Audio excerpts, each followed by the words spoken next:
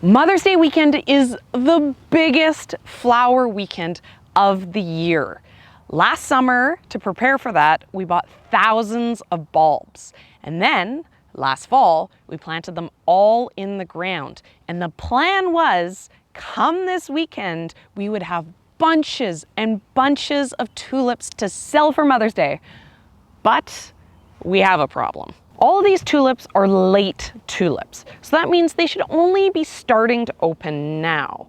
But we actually had them coming up and opening 2 weeks ago, and when they first started, they were 2 inches tall, and we just couldn't do anything with that. So we need to hunt around the property and see if we can find something to put these bouquets together.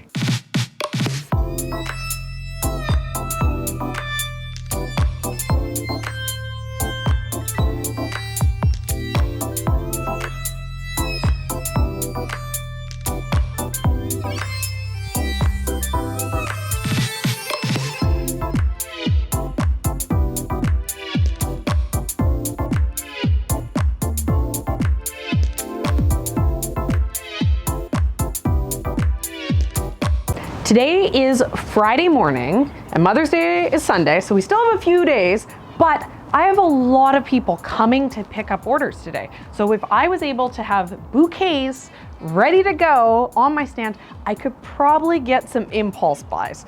So ideally, I'd like to start having bouquets now. I've had lots of people ask how I'm actually selling my seedlings, so I thought I'd quickly show you this. The soil blocks I put out on cardboard, and then I write on the cardboard what is what. So when the people come, they pick up their orders, they take the cardboard with them with everything labeled so that they know when they get it home. And then all of my paper pots, I use these coffee stir sticks. So they're long and skinny, and I write the name of the variety on them. The seedling sale has been going excellent. I'm so happy with how easy it is to use the Local Line program. And at this point, I think we're around $4,000 in sales. So a little bit past halfway of what we did last year.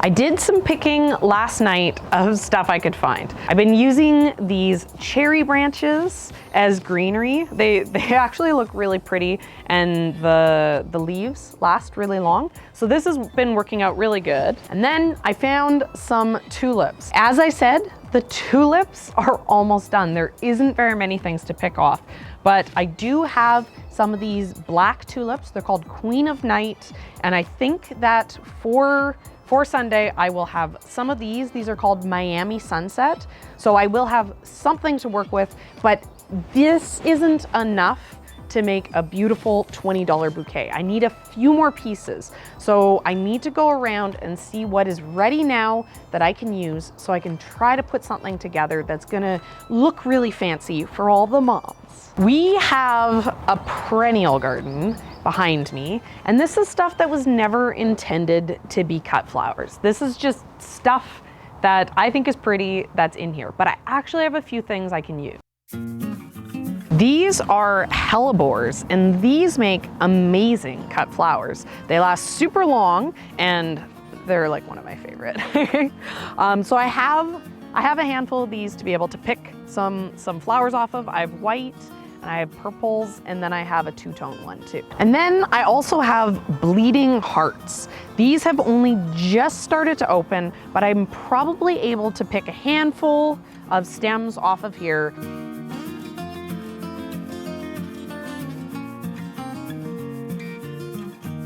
I was hoping that I'd maybe have some flowers in here by now for Mother's Day, and there is definitely stuff getting close. Like all these bachelor buttons are getting to the point that I think I can pick them in a few days, but not today. I like the seed pods on this, so we'll bring this up and see if we can use some of this as well too. I'm pretty sure this is a daisy weed, but this has a pretty frilly dill look to it. And the kids were picking this last week, and it kept super, super good.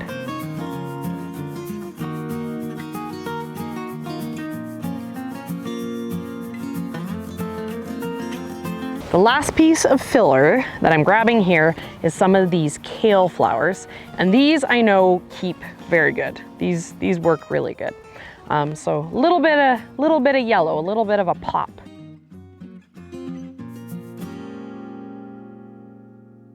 Order picking interlude. Someone sent me a message. They want 2 bodacious dahlias. So we got the get this in the carport. What I am doing here is I am going to now put together a bouquet. We're making $20 bouquets because mom is worth $20, not $10.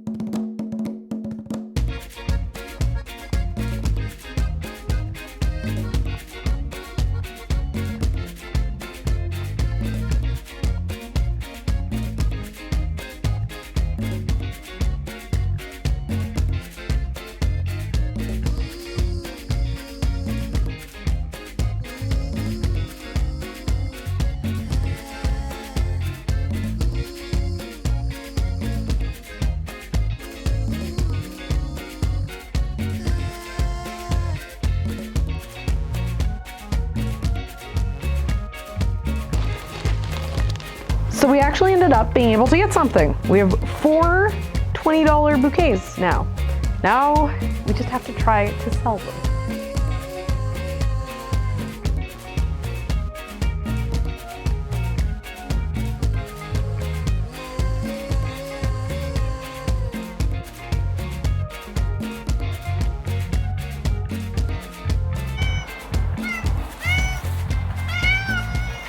You want in, buddy?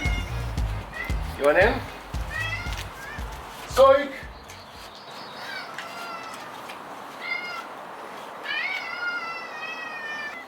You are such a whiner. Are you listening to Pride and Prejudice again? I don't know, am I? So I listen to Pride and Prejudice twice a year because it's my favorite. And I haven't listened to it all winter, so it's time. I listen to audiobooks all day, every day. So I'm blowing through audiobooks like crazy. I'm actually getting pretty close to the point that I'm running out of books I want to listen to at my local library. So I was super excited. We got an email from Chirp, which is a new audiobook app. And we get offers all the time for people who want to sponsor us. And it's always garbage. It's always like, oh, like fancy clothes. And I'm like, obviously we don't do that. I'm excited about the Chirp app because they have a whole section of sale or discount books. So it's really easy to find something that's affordable to buy, to put on right away if you're like me and you listen to a million audiobooks. So I want to share with you guys my audiobook hot tip because when I'm outside all day long, I am listening to audiobooks and I let them just play on my phone. And that gets really awkward if you're like me and you like to listen to romances, if you're getting some like super steamy scenes happening and then a customer comes and is like, hello, can you help me? So I'm always very careful about the books that I'm listening to. So what I do is I listen to either young adult fiction romances, specifically fantasy romances, that's my favorite genre, or I listen to classical romances. And that way the steaminess level is about like, ooh, that hot kiss. And I know a lot of you guys have kids, so I'm sure that's a tip, a tip that anyone could use. When I go and I listen to Pride and Prejudice and I get it out of my local library, I always have to just pick whichever option is available the soonest, because when I want to listen to Pride and Prejudice, I want to listen to Pride and Prejudice. And there is a million different versions of it. So I was really excited when I went on the Chirp to buy Pride and Prejudice that they actually had my favorite version. They had a million, same, but they had my favorite one. So I made sure to get that one, and now I never have to listen to the bad versions again because I own it and I can just go back and listen to my favorite over and over again. I also wanted to find a sale book to recommend to you guys that qualified for my hot tip of not inappropriate romances, and I found that The Coldest Girl in Cold Town is currently on sale for only $4.99. This is by Holly Black. She has a young adult fantasy romance series about fairies. It's a trilogy. It was very enjoyable, so I went and I listened to a bunch of her other books, and I really liked this one. It's about vampires, so it's very fun, very romantic, and very PG-13. There's a link in the description for a discount code of getting 50% off your first purchase. So I'm not saying you have to buy Pride and Prejudice and listen to it obsessively like me. I'm just saying if you want to, I have my specific version that I like in the link recommended. Ian. It's very humid inside the greenhouse, and it's just all the water's falling off the plastic onto my head. It is looking good in here, though. Yeah. We are going to trellis all these tomatoes, and to do that, we need something to hang them off. So we're putting some fencing top rail from chain link fencing. We're putting a run of that along the top. There's another one over there that we're doing as well. And then that gives us something to hang all these tomatoes off of.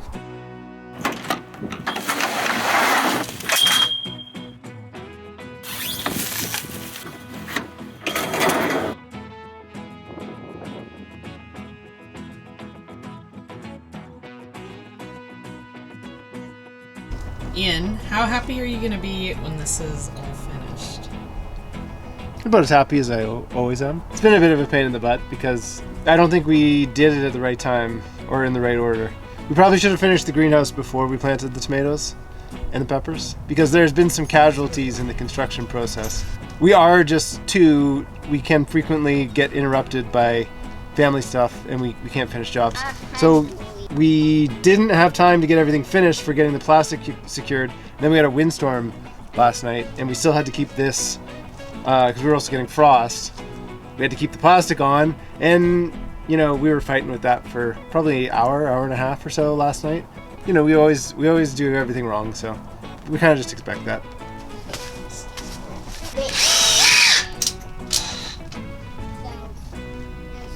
We're working together, and we almost got it done, and then we can move on to something else for now. Dinner.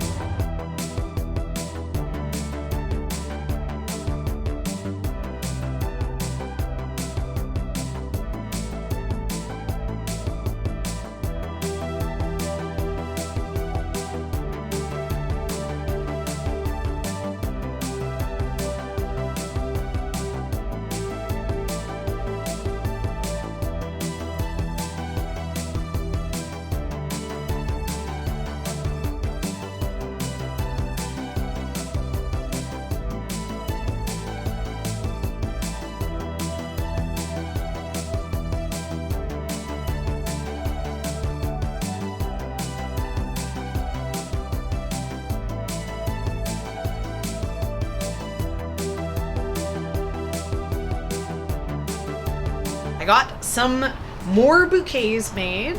We have sold a couple so far. So what do we have here? We have 1, 2, 3, 4, 5, 6, 7. Now we have 7. But almost all my seedling sale customers are gone today. So we need to figure out a way of selling these bouquets. I've now been able to make bouquets, and if I can sell these all, that'll be $140. But only if I sell them. Yeah, then we don't have to do anything ever again. I still don't know exactly what happened with getting these mini tulips. This is something that I've never had before, and it's also something I've seen a lot of other people struggling with this year. My mom thinks that it's because we had such a dry winter and spring that the bulbs were just really stunted from lack of water. But I did start watering here in the end of March. So you would have thought that by this point, you know, these ones that are only just opening now, they've had 2 months of water, that they would have been a little bit longer than those first original ones. I'm also confused because my older, more established tulips up near my house, the ones that have been in the ground for 3-4 years, they were behaving like normal. They bloomed at the appropriate time. They have nice long stems. They look like what they look like every year. Tulips are a weird crop. They actually need a lot of cold to be able to bloom properly. Here where we are, we have a lot of success with tulips because we have nice cold winters. They get something called chill hours. So our winters are long enough and cold enough that our tulips every year get the conditions that they need to bloom. Some areas, your tulips might not bloom or they might struggle because your winters just aren't cold enough. But that shouldn't have been a problem here. I did have someone say, though, that on newer, less established bulbs, if their cold cycle is interrupted, it can cause problems with the blooms. And this last winter, we had a weird winter. In the beginning of January, we had weather so warm that we were outside working in the farm preparing new beds, and that was then followed by very cold. So there is a chance that these newer planted bulbs struggled with that little warmer period. They started waking up, the chill hour cycle got interrupted, and maybe that is why we had these short, sad tulips. I plan on leaving these tulips here in the farm for another year. When I picked them, I didn't pick off all the greenery. They need leaves to make energy to go back into that bulb to be able to bloom again.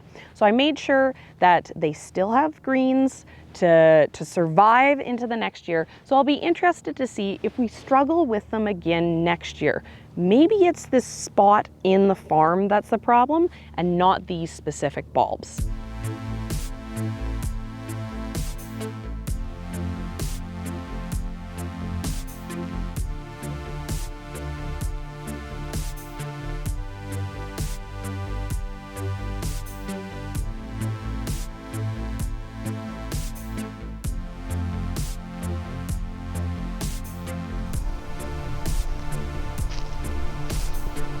Happy Mother's Day.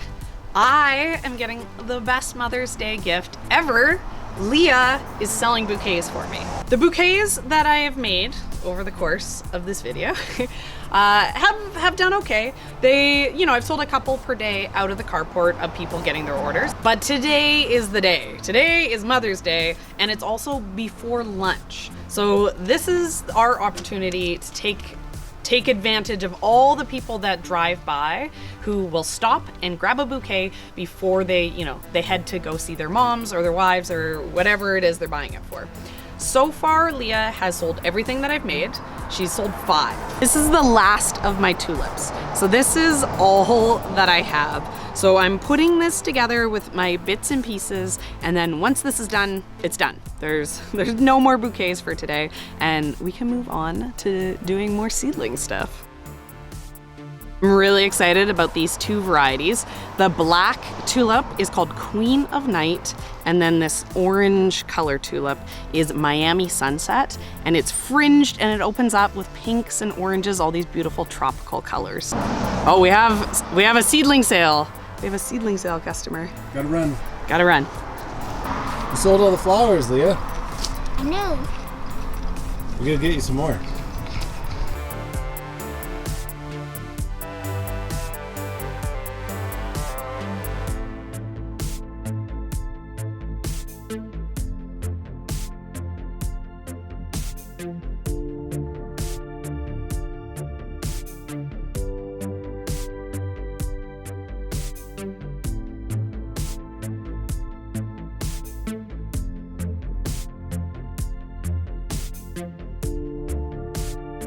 How's selling going?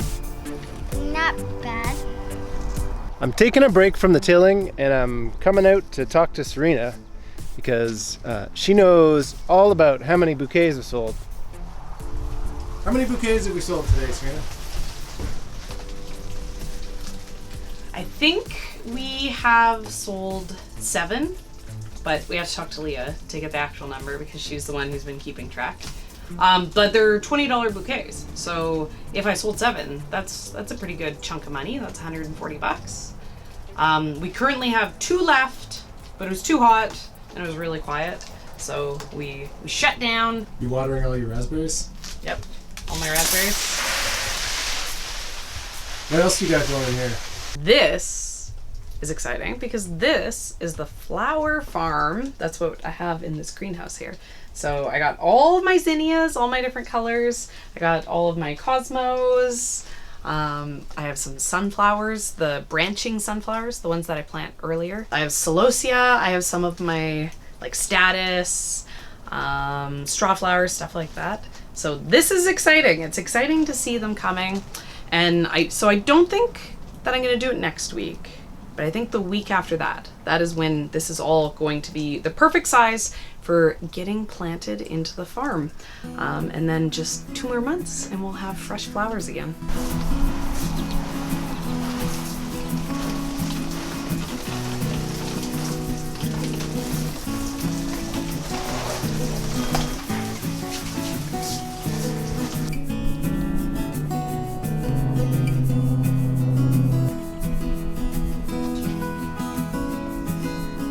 Well, today I have been tilling down here because we have to make some space for that other greenhouse to go in.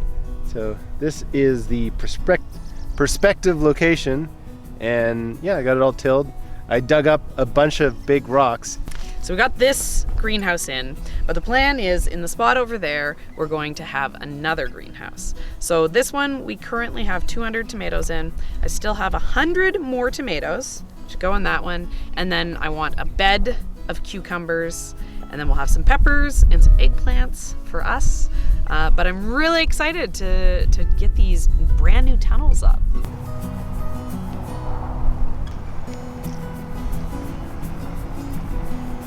The Mother's Day flower sales have been going surprisingly well. I feel like we've probably sold $250 in Mother's Day flowers, which is surprising because, it was like $60 one day, $60 another day, and then a pretty good day today. But the seedling sale is also going quite well. Despite there being a solid wall of unsold tomatoes behind me, we actually are making a pretty good dent on the tomatoes, and we are approaching the point at which we are doing equivalent to last year's sales, which was the big goal. Last year was crazy. Everyone was scrambling to find plants. Our local nurseries were closed. So it made sense that we did a lot of sales last year. So far, it's been very, very relaxed. I've been, working a couple hours a day on the seedling sale. Ian hasn't even really needed to assist me. Having the Local Line website is working out really good. And the farm is getting really close to being ready. I think there's a chance we are going to have food by next week. So that means when we go and start to do farmers markets, those leftover tomatoes in the tunnel are another product that we can bring down and we can sell. Obviously, we don't want to bring a whole greenhouse worth of plants down to the farmer's market, but if we could bring a couple dozen and sell that, that's really gonna up the dollars on these days when what we basically have is just greens. Even though Mother's Day weekend is our big seedling sale weekend, we still have 2 more weeks that the plants are going to be healthy and happy, and we are actively selling. Around here, another busy seedling day is the May long weekend, which is around May 20th. So not this week. So is it next weekend? Do you know when the May long weekend is? I don't know what day it is, so I don't know when the May long weekend is. But when that comes, that's going to be another busy weekend for seedling sales too. Joy Boy is back.